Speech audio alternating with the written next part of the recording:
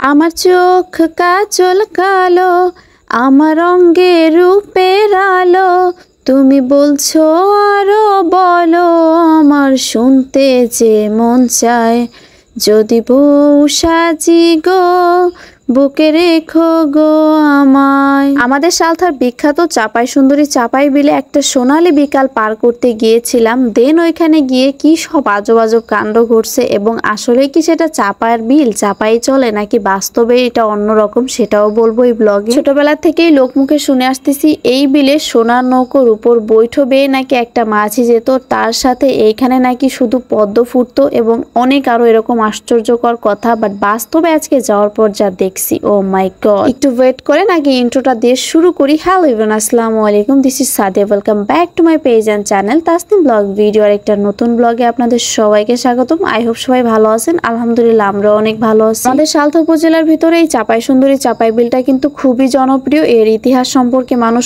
অনেক কিছু বলে, লোকমুখেও অনেক ঐতিহাসিক কথাগুলো শোনা যায়। বাট আমি একটা সালথার মেয়ে হয়েও এটা আমার জীবনে প্রথমবার ছিল। একটা জিনিস জানলে আপনারা খুবই অবাক হবেন, এই বিলটা এতটাই পপুলার আমাদের এখানে যে এইটার নামে চাপাই সুন্দরী চাপাই বিলের একটা বইও বের হয়েছিল এবং বেশ কিছু বছর আগে একটা প্রতিযোগিতা হয়েছিল আমাদের এলাকায়। মাশাআল্লাহ, এই বিলটা কিন্তু আসলেই অনেক বেশি সুন্দর, যার কারণে প্রতিদিন এখানে অনেক পর্যটক আসে এই বিলটাকে ঘুরে দেখার জন্য, পদ্ম বিলের সৌন্দর্যটা নেওয়ার জন্য। আমরা এখানে একটা নৌকা ভাড়া নিয়েছিলাম 1 ঘন্টার জন্য। এই চাপার বিলের মেন আকর্ষণই হচ্ছে পদ্ম ফুল, কিন্তু দুঃখের বিষয় হইলো এই বছর হঠাৎ আকস্মিকভাবে পানি বেড়ে যাওয়ার কারণে আমাদের এলাকাতেও বন্যার পানি ঢুকে গেছিল সামান্য, যার কারণে এখানে প্রচুর পরিমাণে পানি হয়েছিল এই বিলে এবং তারই ফলস্বরূপ এই বছর এই বিলে তেমন কোনো পদ্ম ফুটে নাই বললেই চলে। কিন্তু ভাগ্য ভালো ছিল যে আমরা মাত্র এই একটা পদ্ম ফুলের দেখা পাইছি পুরো একটা বিলের মধ্যে। গত বছরও এই বিলে অনেক পদ্ম ফুটেছিল, যেটা দেখার জন্য দূর দূরান্ত থেকে মানুষ আসছিল। বাট কোনো একটা কারণে আমি গত বছর আসতে পারি নাই, খুবই আশা নিয়ে আসছিলাম, কিন্তু কপাল ভালো ছিল যে মাত্র একটা পদ্মেরই দেখা পাইছি। আমি কত শখ ছিল যে একটা পদ্ম হইলেও লুকায় আমি আমার সাথে নিয়ে যাব, কিন্তু আফসোস পুরো বিলের ভিতরে যেহেতু একটাই পদ্ম,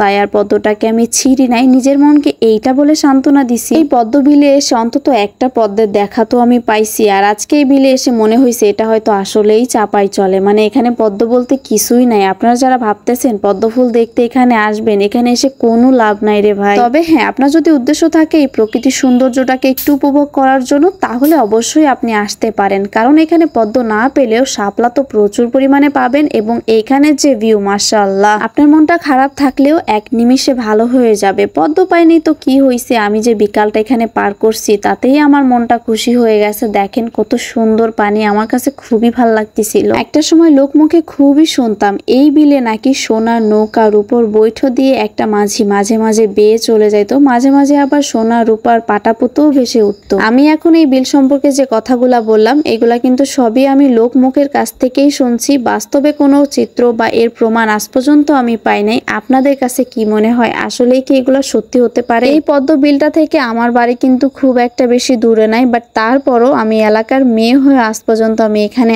আসি নাই। আপনাদের ভাইয়ার দৌলতে ফার্স্ট টাইম আসলাম। আমি জায়গাটাকে খুবই পছন্দ করছি, খুবই এনজয় করছি এবং আপনাদেরকে একটা জিনিস আমি এখানে সাজেস্ট করতে পারি, প্রিয়জনকে নিয়ে সময় কাটানোর জন্য যদি কোনো জায়গা খুঁজে থাকেন তাহলে আমি বলবো এই জায়গাটা বেস্ট হবে। একটা নৌকা নিয়ে আপনারা নিমিষেই পানির ভিতরে ঘুরতে পারবেন। প্রকৃতির এত সুন্দর ঝিরিঝিরি ঠান্ডা বাতাস আপনার গায়ের সাথে আপনার মনটাকে একদম শীতল করে দিবে, আর সুন্দর একটা বিকাল আপনারা এখানে কাটাইতে পারবেন। তো যাই হোক, সূর্য মামাও কিন্তু ডুবো ডুবো অবস্থা, সন্ধ্যা নেমে এসেছে প্রায়। আজকের মতো আমাদের ঘোরা শেষ, তবে আমি তো প্ল্যানিং করছি নেক্সট টাইম আমি আবার আসবো।